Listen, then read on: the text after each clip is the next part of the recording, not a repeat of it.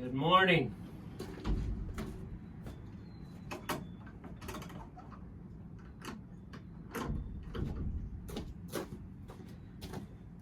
Today is March 25th. It was the full moon this morning at about 3 a.m. And today I'm going to sow our root vegetables. A whole bunch of our root vegetables. Anyways, several weeks ago, I guess it was maybe 2 months ago, I sowed some onions, a whole bunch, and you saw the video. Today I'm going to sow some more onions, but I'm also going to sow a whole bunch of beets. Probably I think it's about 400 cells of beets, and including some of our homegrown beet seeds, this is the first year that we're going to be able to experiment with the beet seeds that we grew at home, because last year was the first time that I was able to harvest beet seeds from plants that I kept to grow for a second year to get the seeds, because the seeds grow in the second year. So you have to keep the beet, you have to choose some beets not to eat in order to get the seeds in the second year, because then once they go to seed, the beet's no good to eat anymore. So it's our first year doing that. We're going to plant some more carrots, because last time I planted carrots too. A whole bunch of carrots, and a whole bunch of other root vegetables, some parsnip, some black turnips, some radishes, some rutabaga, and like I said, more onions. Yeah, mostly a whole bunch of beets. So anyway, let's get started on the beets.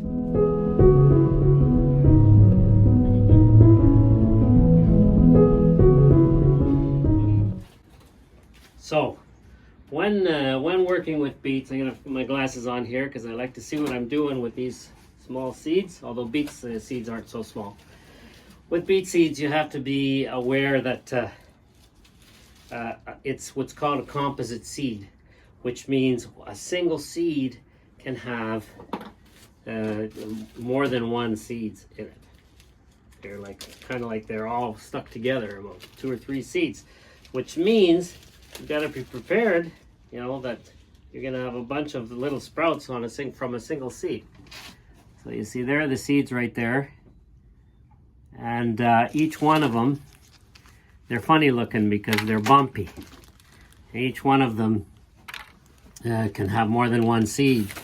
And beets are what I like to call polite plants. Just a moment. Okay, Meaty. We'll suck you up. Meaty.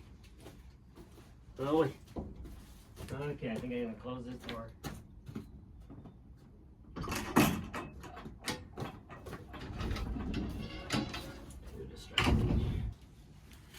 I don't want the cats to knock down the pots. So, beets are what I like to call a polite plant. They grow slowly. The other plants around them grow more quickly, take up the space more quickly, and so beets can end up getting shaded out. And they seem to grow even more slowly when they detect other plants around them. Even other beets.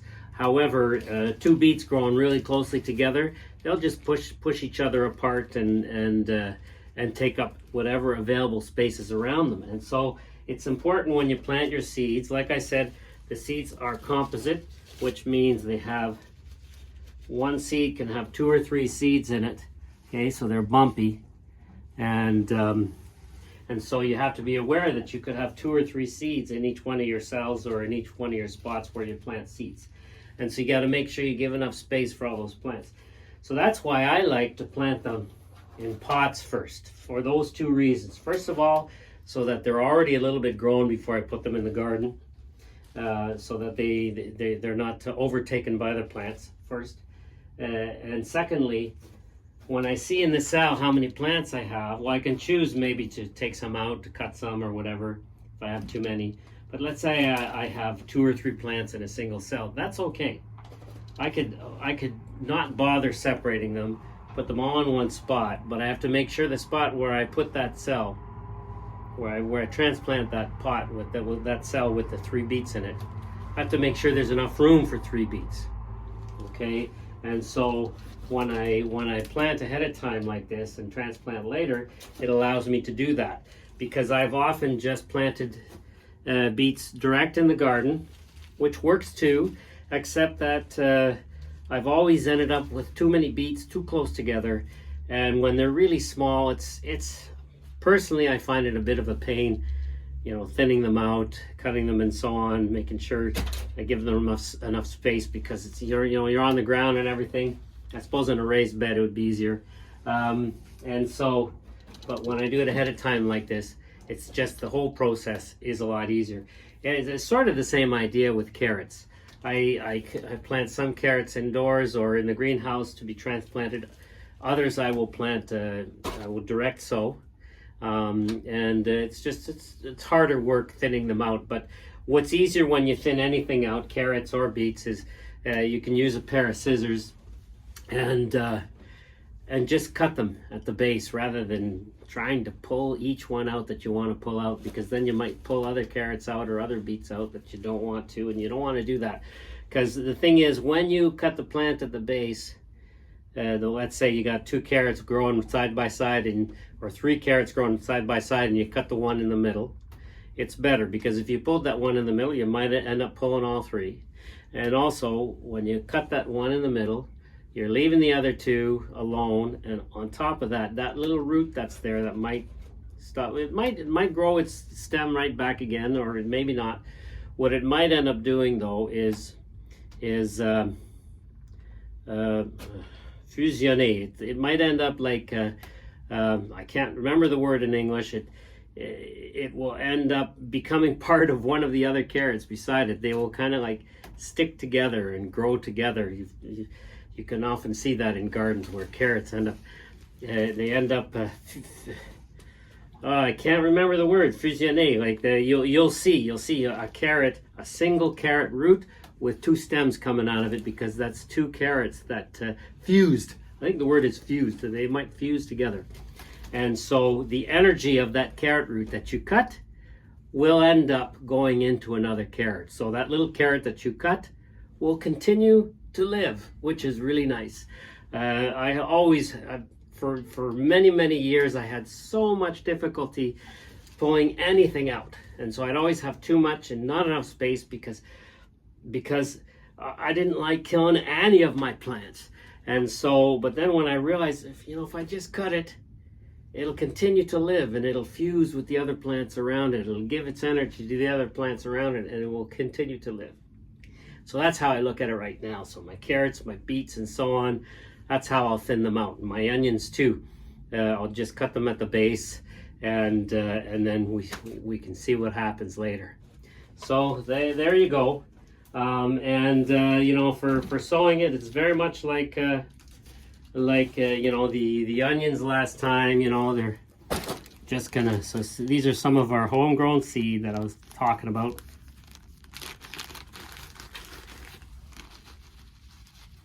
So just take those seeds. I'm going to put 2 seeds in each cell, which means, there could be many possibilities that happen. The seeds might not sprout, which means I wouldn't get any sprouts. That's doubtful though. Or one of the 2 will sprout, giving me maybe 1 little beet, or maybe that seed will sprout 2 or 3 plants, so 1, 2, or 3 little beets. Or maybe both seeds will sprout, giving 1 each, giving me 2 beets per cell. Or maybe both of them will sprout like 2 or 3 little plants each, so I could have right up to 6 plants in each cell. 6 plants in a single one of these cells. They're not that big, see? Not that big. That'd be maybe a little bit much. But then I'd just, like I said, I'd just thin them out, or I'd give it, or I'd transplant that cell with the 6 beets in it, with enough space that all 6 could spread out and grow, because that's what happens with the beets. The roots will just push at each other. Sometimes if they really push at each other, they kind of push up. So I might add some soil at the base. They start pushing up too much. Because, there's nothing wrong with that, but I don't want the root to get burnt by the sun or whatever. So there it is. As you can see, I'm just pushing these seeds in. This seeds are either really tiny and should only be a couple millimeters, or like a, what is that, like an eighth of an inch or something deep, or they're big seeds like these. And so they can be like, you know, an inch deep, up to an inch deep, let's say. And so like about 2 centimeters deep, or, you know, the end of your finger. You know, a big seed, you push right in, right to the end of your first, what's it called, your first phalange, your first knuckle, right down to your first knuckle for larger seeds. Well, for not, obviously if they're huge seeds, they have to go down a little further. But you know, I like to use sort of natural measuring. You know, tiny seeds, they're just on top of the soil and they barely get covered. And although in a potting mix, really, even covered a lot isn't covered much, because potting mix is very light. So yeah, tiny ones are on the surface, somewhat larger. You know, you bury it here for the first knuckle. And even bigger than that, probably to your second knuckle, you know, like a bean or a pumpkin seed or something like that. Because those ones, we plant directly, we direct sow, and if they're too close to the surface, they might end up getting eaten by the birds. So those ones I'll plant deeper, and I'll make sure I water afterwards to erase any evidence that I planted them. Because if the birds see the little holes, they'll say, hey, there's something there. And they'll go investigate it. That's okay. I love having birds in the garden.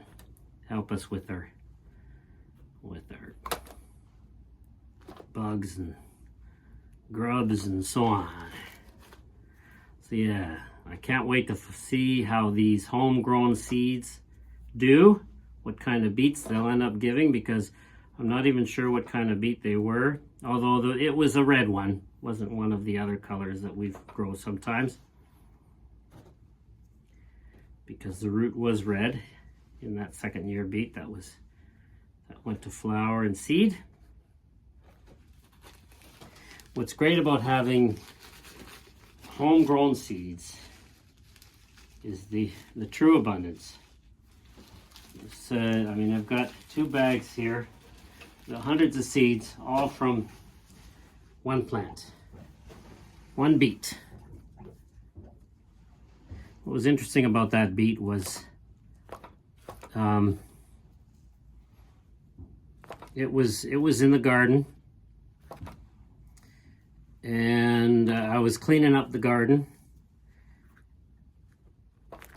I was, pulling out some big things. I like to leave a lot of stuff in the garden in the fall and just cover it in compost, but I'll pull out some big sort of stems of things like sorghum sometimes, and corn. If it's because sometimes they're so big and hard, they won't decompose, or I'll leave them in to retain the soil. But anyways, as I was cleaning the garden, I pulled out this beet plant that I didn't even realize was there. And then I thought to myself, well, you know what, I'm gonna put this in a pot and let it overwinter. So I put it in a pot, buried the pot in my little nursery area where I keep pots that I overwinter, and forgot about it. And then in the next spring, there it was. Oh, there's that beet growing. When I first saw it, I thought it was, maybe it was Swiss chard or something. And right up until it flowered and went to seed. But it's when because I thought, oh, I'm gonna have Swiss chard seed, because that's what I thought it was, because the beets and Swiss chard are in the same family. And then when it had finally gone to seed and the seeds had completely dried, because I wanted to wait until then, after all that was said and done, that's when I picked it in order to collect the seeds, and I saw the root, and it was a beet. It wasn't, because Swiss chard roots don't form, a bulb, whatever, not a bulb, but you know, they don't form a tube or not. I don't know what a beet's called. The round thing. They don't form a round root. They're roots like any other plant. So I knew it was a beet because there was a beet right there. Not a beet that was going to be very edible, because once it's gone to flower and seed, all its energy is all gone, and so all its sweetness is all gone. But I thought, wow, I've got beet seeds, and they were dry and everything, and so I brought them in, let them continue to dry in the workshop, and here we got them now. And now we've got them planted right here, and so I'm really happy about that. So we'll have to see how they do.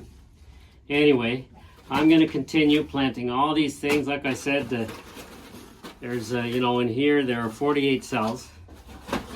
And I'm going to plant about just over 400 cells of beets, and then a couple hundred cells of other stuff. And I'm just going to put it around the greenhouse. We still have cold nights coming up, but all these vegetables that I mentioned, the beets, the parsnip, the carrots, the turnip, the radish, the rutabagas, and the onions, they all tolerate the cold, as long as it's not too cold. And so there you go. Hope you enjoyed the video. Don't hesitate to ask if you have any questions. I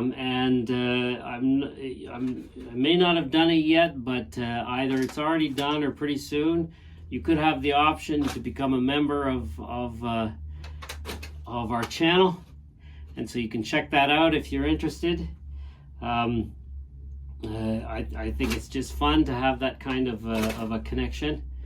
And if it's something that interests you, then go right ahead, and I'll be glad to have you.